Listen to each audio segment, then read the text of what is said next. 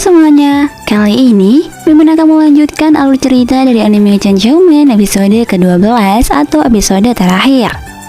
Tapi sebelum ke videonya, ada baiknya buat kalian menekan tombol subscribe-nya terlebih dahulu ya, agar kalian tidak ketinggalan video menarik lainnya dari channel ini.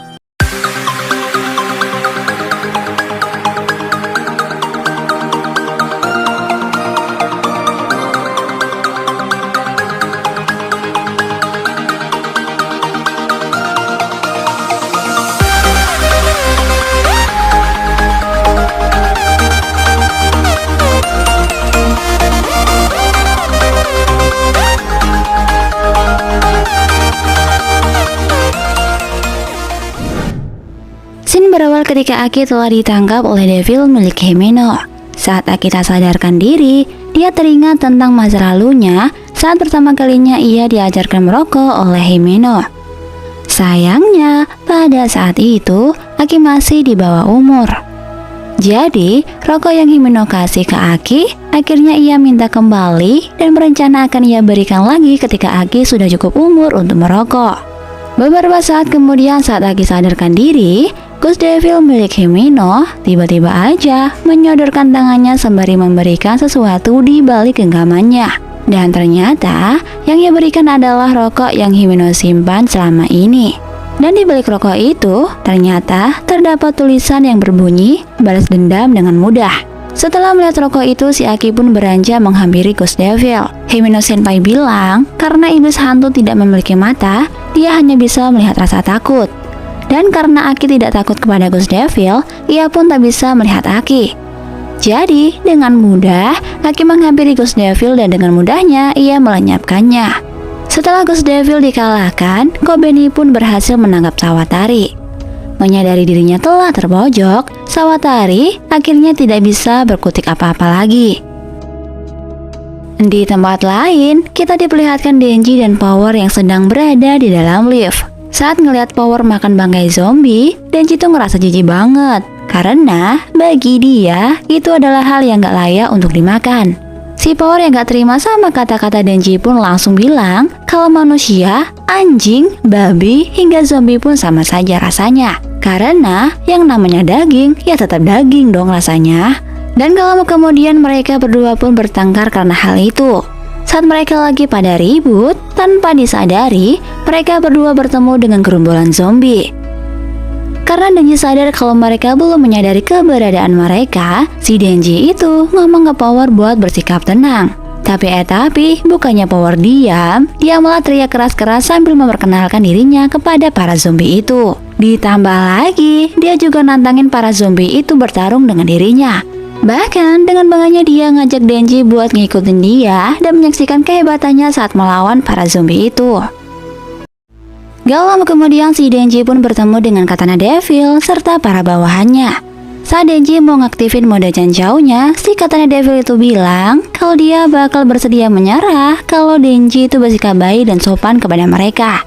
Gak lama kemudian si Katana Devil itu ngomong, "Kau kan udah membunuh kakekku dan yang lainnya. Sebenarnya kami ingin kamu membayarnya." Denji pun jawab kalau dia membunuh kakeknya karena dia sudah menjadi zombie dan juga membabi buta. Zombie kan bekas manusia. Emang kau gak merasa bersalah saat membunuh mereka? Walaupun jantungku telah diganti dengan iblis katana, tapi menurutku saat aku tidak sengaja membunuh zombie, aku tuh gak bisa tidur dengan nyenyak, kata Katana Man. Dan Denji menjawab kalau dia tidak menyesal sama sekali. Mengetahui hal itu, si Katana Man bilang, "Sepertinya kamu telah kehilangan hati nurani deh. Jika kamu masih memiliki sedikit hati nurani, seharusnya kau biarkan kami membunuhmu." Ngedengar hal itu, si Denji bilang langsung gak mau dong. Dan seketika, mereka berdua berduel dengan mode iblis yang mereka miliki. Saat mereka berduel, mereka terlempar sangat jauh dari gedung sebelumnya. Sampai-sampai Denji terpental di atas kereta api yang sedang melaju. Saat menyadari kalau Denji jadi lebih cepat, si Katana Devil itu berkata, "Hei kau, untuk apa kau bertarung selama ini?" Dan Denji ngejawab kalau dia mau melindungi kehidupan yang ia miliki saat ini. Lalu Denji bilang kalau dia akan mengalahkan Katana Man agar dipuji oleh Makima si pujaan hatinya. Gak lama kemudian, mereka berdua pun langsung beradu mekanik di atas kereta api. Hingga mereka menjebolkan atap kereta dan membuat para penumpang ketakutan. Melihat kesempatan itu, si Katana Devil langsung menyerang Denji hingga kedua tangannya terputus. Saat Katana Man bilang kalau Denji gak bisa bertarung lagi dengan kedua tangannya yang udah terputus, Denji malah bilang dengan semangat 45 kalau dia masih bisa bertarung walau mempunyai satu senjata aja di kepalanya. Sesaat kemudian mereka berdua pun baku hantam satu sama lain. Saat Katana Man berhasil mematahkan senjata Denji satu-satunya, ternyata tanpa sadar, si Denji malah berhasil menebas tubuh si Katana Man menjadi dua bagian. Beberapa saat kemudian, si Denji pun mengikat Katana Man agar tidak kabur. Emang ya, kamu itu sama seperti aku. Saat aku mencabut katanamu, tubuhmu itu tiba-tiba aja kembali lagi menjadi satu, kata si Denji. Gak terima sama sikapnya si Denji, Katana Man pun bilang kalau dia bakal membunuh Denji.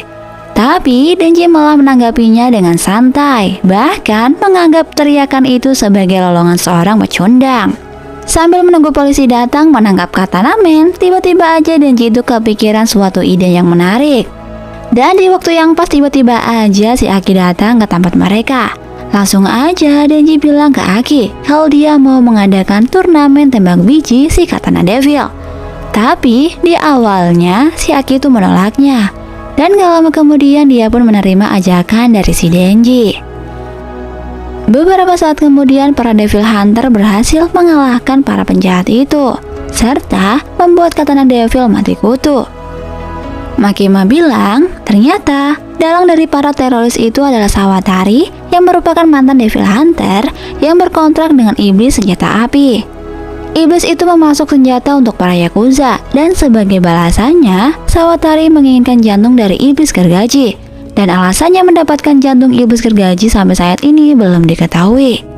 Karena belum sempat ia menanyakannya kepada Sawatari, ia malah telah bunuh diri. Sementara itu, Makima sudah menyita 1,4 kg daging Gundevil. Dan setelah menjumlahkan dengan yang ia miliki, daging Gundevil yang ia punya sudah seberat 5 kg.